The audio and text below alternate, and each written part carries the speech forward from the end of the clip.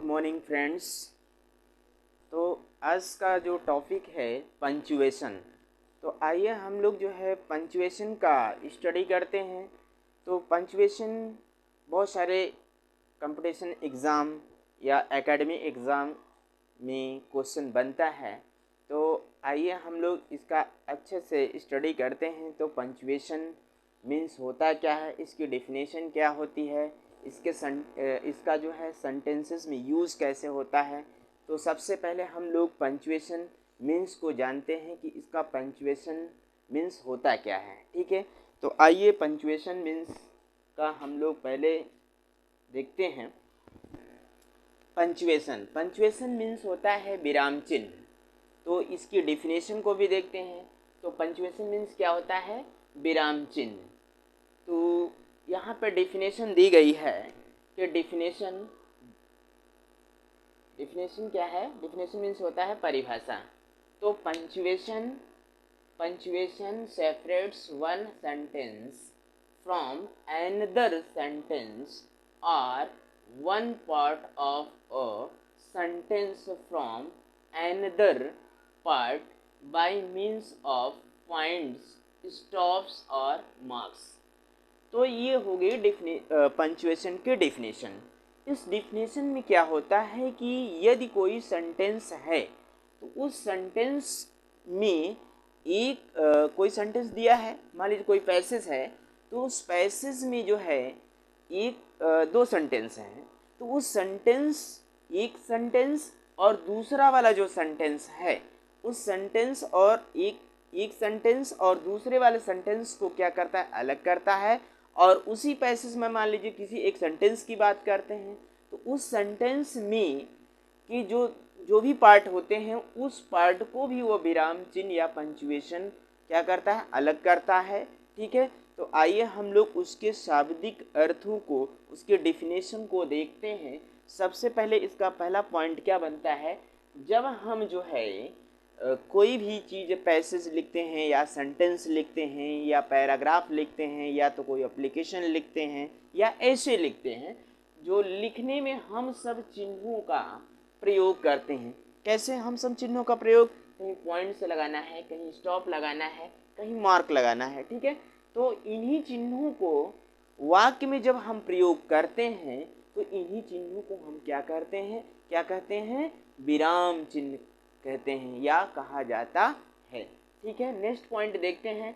इसी डिफिनेशन का हूबहू जो है हिंदी जो डिफिनेशन क्या बनता है, विराम चिन्ह के माध्यम से, क्या विराम चिन्ह के माध्यम से एक सेंटेंस को दूसरे सेंटेंस से और सेंटेंस के एक पार्ट को दूसरे पार्ट से अलग किया जाता है।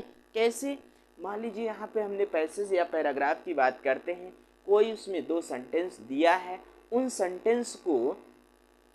सेंटेंसों को विराम चिन्ह के माध्यम से या पंचुएशन के माध्यम से उन सेंटेंस को क्या करते हैं, सेपरेट करते हैं, अलग करते हैं। और उसी सेंटेंस को, मान लीजिए कोई पैराग्राफ है, उसी में कोई एक सेंटेंस दिया है, उस सेंटेंस में जो भी पार्ट दिए रहते हैं, पार्ट होते हैं, सेंटेंस क्या होते हैं, पार्ट होते हैं। उस पार्ट को भी हम विराम चिन्हों के माध्यम से या पंचुएशन के माध्यम से, जो भी stop, points, colon, full stop या कोटेशन मार्क के माध्यम से हम सेंटेंस की पार्ट को अलग करके जो है उसका मीनिंग को हम लोग क्या करते हैं, समझते हैं।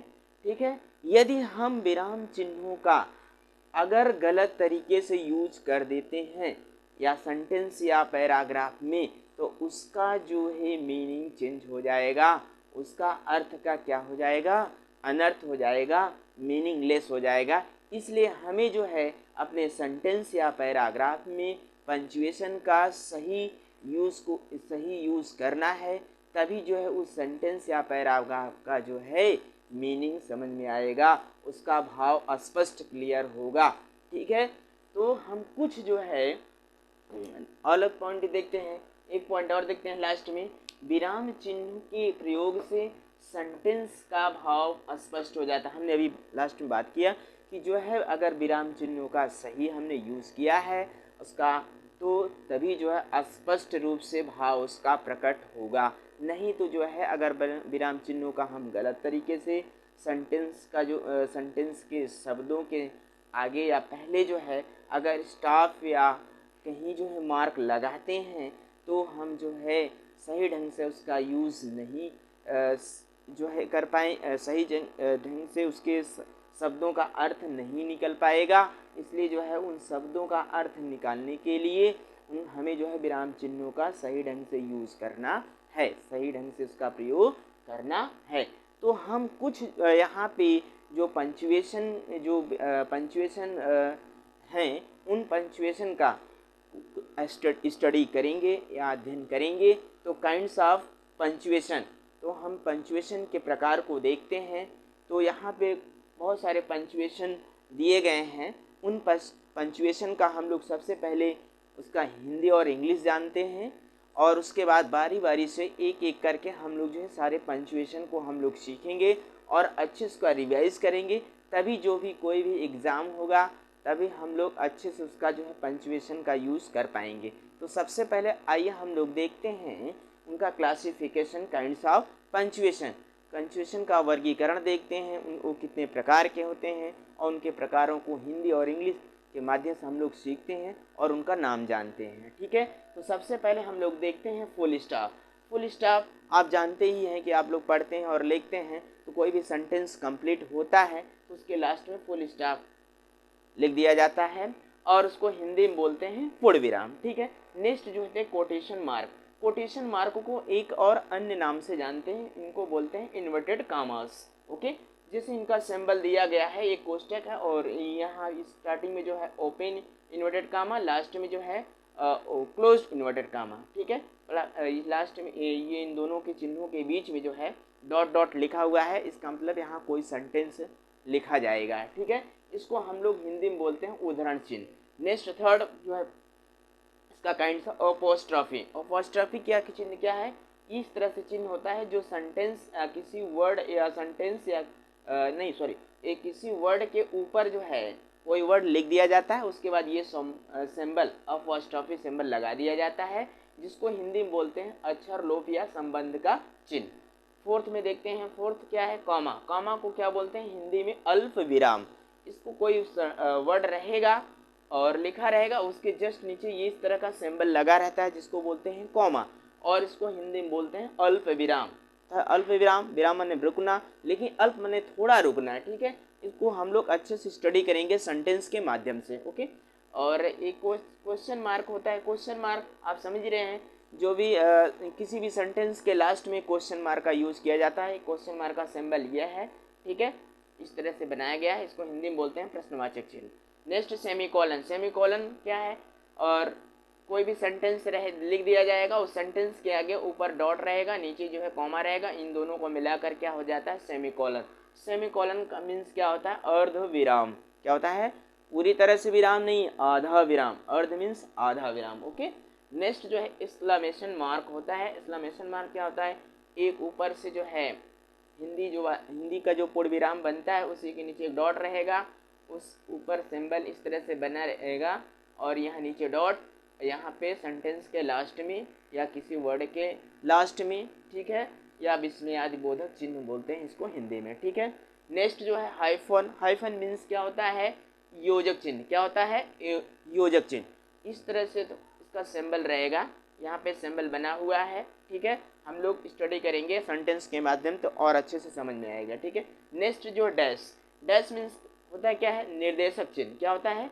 निर्देशक चिन्ह। जैसे हाइफन में थोड़ा सा डैश थोड़ा सा था इस तरह से सिंबल, लेकिन डैश में क्या होगा? बड़ा रहेगा, क्योंकि हाइफन की अपेक्षा डैश जो है बड़ा होता है। तो हम लोग इसका भी देखेंगे कि डैश मीन्स होता है निर्देशक चिन्ह, हाइफन मीन्स होता है योजक चिन्ह। ओके, नेक्स्ट जो है कॉलन। कॉलन मीन्स क्या होता है? अपूर्ण विराम।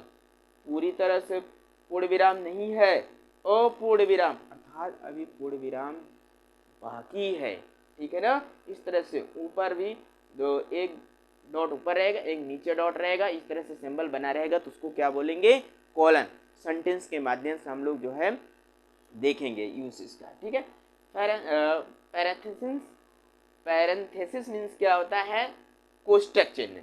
क्या होता है, कोष्टक चिन्ह, इसमें भी कोष्टक, बड़ा कोष्टक, छोटा कोष्टक, मझला कोष्टक होता है, ठीक है ना। तो पैरेंथेसिस मीन्स क्या होता है, कोष्टक, इसका एक और नाम है ब्रैकेट्स, क्या होता है, ब्रैकेट्स। तो हम लोग जो है इन विराम चिन्हों का, पंचुएशन के चिन्हों का या पंचुएशन का जो है हम लोग सेंटेंस के माध्यम से एक एक करके जो है स्टडी करते हैं। Okay, thanks.